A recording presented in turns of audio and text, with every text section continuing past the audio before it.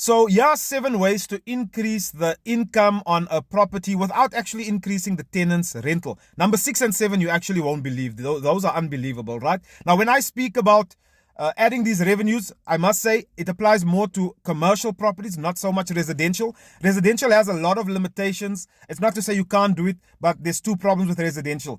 Either you need to go get special consent from the council, or the other problem is normally size. With some of these, they work better if you have the bigger the property is, basically. When I say commercial properties, we're speaking about shopping centers, office blocks, industrial properties, mixed use where you've got flats on the top, shops at the bottom, or any other types of commercial business zone property, right? So let's get into this. Number 1, billboards, advertising boards.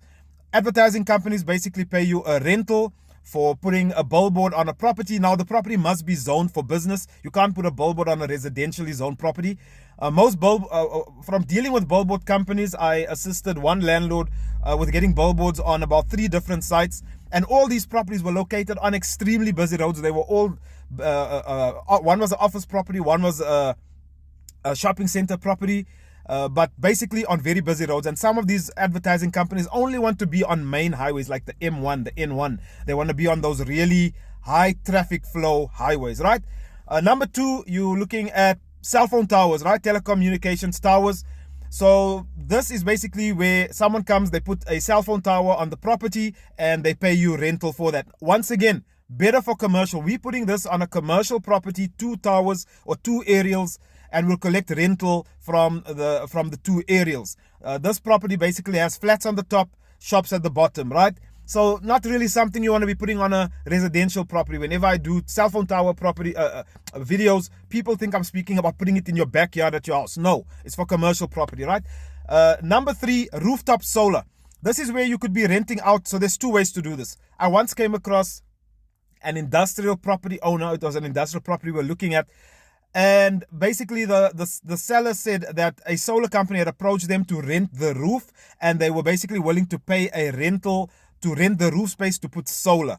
The other way you could make money from that is not just renting the roof, not renting the roof necessarily, but doing a revenue share with the solar company. So basically you're selling electricity to the tenants and you are basically collecting money from them, and that goes into your pocket versus going, to the government supplied electricity companies, right?